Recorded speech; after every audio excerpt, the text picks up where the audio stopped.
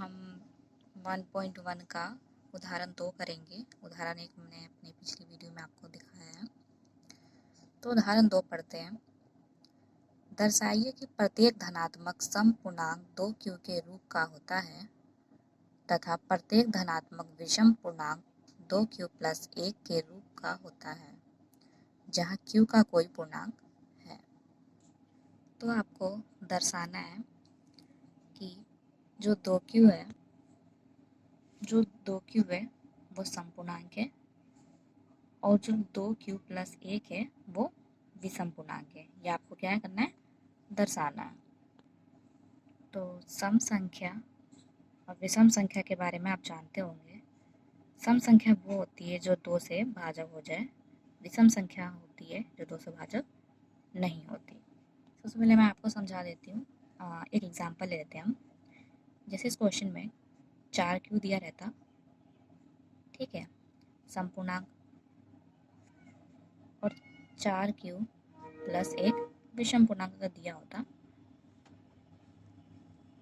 तो इसमें हम भाजक कितना लेंगे, 4। इसमें भी कितना लेंगे, 4। लेकिन क्वेश्चन में कितना बोला है, 2। फिर मैं आपको एग्जांपल दे रही हूँ, ठीक है। इस क्वेश्चन में हमें तो दिया है 2q, ठीक है। तो हमारे इसमें भागफल क्या है, q, और ये 2 क्या हमारा भाजक है। अगर हम यहाँ पर मान लेते हैं धनात्मक पूर्णांक संख्या a, इसको यदि हम 2 से भाग देंगे तो हमारा शेषफल आ जाएगा q। तो हमारा शेषफल आ जाएगा r। आपको याद रखना है, जब हम 2 को a से भाग करेंगे तो कुछ हमारा भागफल आएगा और शेषफल आएगा, वो हर एक भाग में होता है। हमने यूक्लिड विभाजन पढ़ा हुआ है, जो इसका फॉर्मूला होता है, तो उससे हम सॉल्व करेंगे। तो यहाँ आएगा a बराबर पहली संख्या का गुणा q में कर देना, तो हमारा क्या बन जाएगा, यहाँ पर 2q।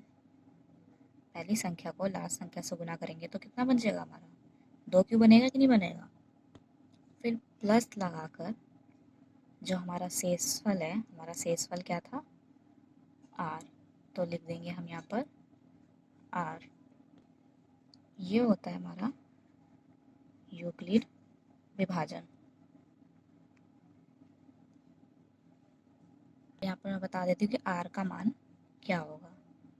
पहली बात तो ये जो शेषफल होता है वो हमेशा भाजक से क्या होता है, छोटा होता है। तो इसका मान ऑफकोर्स सिंपल सा है, या मैंने बोला है कि भागफल से छोटा होता है, तो इसका मान क्या हो सकता है, 0 या फिर 1 हो सकता है। यही हो सकता है ना, इसके अलावा कोई r के मान नहीं हो सकते, 2 से छोटे ही रहेंगे, 0 या फिर 1। एक और एग्जांपल ले लेते हैं। अगर क्वेश्चन 6q और 6q प्लस 1 हो, तो यहाँ पर भाजक कितना लेना है हमें, 6, और यहाँ भी 6। अगर ऐसे ही हम करेंगे 7q प्लस 7q प्लस 1, तो इसमें भी क्या होगा भाजक हमारा 7, और इसमें भी भाजक क्या लेंगे हम, 7। तो आई होप कि आपको समझ आ गया होगा। तो चलिए हम अपना क्वेश्चन सॉल्व करते हैं। तो भाजक उस क्वेश्चन में दिया रहता है, ये कहने का मेरा मतलब है, ठीक है। सबसे पहले हम बात करेंगे भाजक की। तो हम भाजक मान लेते हैं 2, और भागफल मान लेते हैं q। तो इसमें ये 2q समूह और इसमें भी 2q है, तो हम इसको क्या मान सकते हैं, तो हम यहाँ पर मान लेते हैं, माना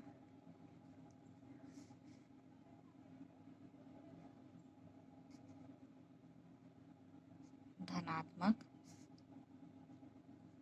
पूर्णांक a है और a मान लेते हैं और शेषफल मान लेते हैं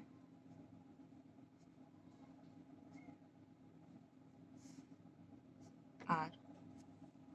तो हम इसमें यूक्लिड विभाजन द्वारा करेंगे, तो जो भी हमने समझा है तो हम इसे ऐसे लिखेंगे, a बराबर 2q प्लस में r। इसे हम अपना समीकरण 1 मान लेते हैं। ठीक है, तो यहाँ पर r के ऐसे कौन कौन से मान हैं जो यहाँ पर हम रख सकते हैं, तो बताइए क्या क्या मान हो सकते हैं। या तो r का मान 0 हो सकता है या तो 1 हो सकता है, जब यहाँ पर भाजक का मान 2 हो तभी। ऐसा नहीं कि यहाँ पर 10 है तो आप 0 और 1 लगा दिया, कुछ भी नहीं। जब इसका मान 2 दिया हो तब यहाँ पर r का मान क्या होगा, 0 और 1। तो हम करेंगे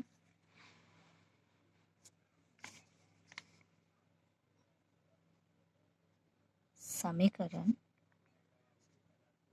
1 में r बराबर 0 और 1 रखने पर, तो यहाँ पर मान रख देंगे r का, तो a बराबर में 2q, उसमें मान रख देंगे तो a बराबर में 2q प्लस 1 रखने पर। ठीक है, अब इसमें बताना है जो 2q है वो हमारा सम है और जो 2q प्लस 1 है वो हमारा क्या है, विषम है। क्योंकि हमारे क्वेश्चन में ये दिया गया है कि जो प्रत्येक धनात्मक समपूर्णांक होते हैं वो 2q के रूप में दिया गया है और जो प्रत्येक धनात्मक विषम पूर्णांक है वो 2q प्लस 1 के रूप में होता है। मतलब ये है कि जो 2q है उसे हमें बताना है कि ये सम संख्या है, जबकि 2q प्लस 1 एक विषम संख्या है। तो हमें इतना पता है कि जिसमें 2 से भाग चला जाता है उसे सम संख्या कहते हैं और जिसमें 2 से भाग नहीं जाता उसे विषम संख्या कहते हैं। तो चलिए आगे बढ़ते हैं। तो हम कुछ समझ लेते हैं, जैसे कि यहाँ पर हम 2q को 2 से भाग देंगे, 2 से 2 जाएगा, बराबर में हमारा q बचा। तो इसका गुणनखंड हमारा क्या है, 2 है। लेकिन इसमें जो 2 है वो गुणनखंड नहीं है क्योंकि इसमें से 2 कॉमन नहीं निकल रहा है। तो 2 कॉमन नहीं निकलेगा तो इसमें इसका कोई गुणनखंड नहीं है। तो हम यहाँ लिखेंगे 2q का एक गुणनखंड 2 है, जबकि 2q प्लस 1 का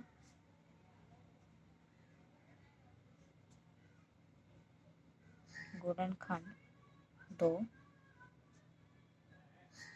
नहीं है। इसलिए 2q धनात्मक समपूर्णांक 2q प्लस 1 2q प्लस 1 विषम पूर्णांक है। तो आप इसे नोट कर सकते हैं।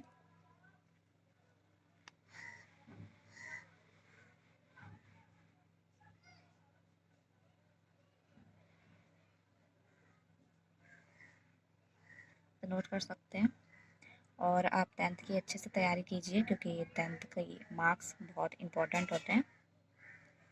तो अब नेक्स्ट वीडियो में मिलते हैं।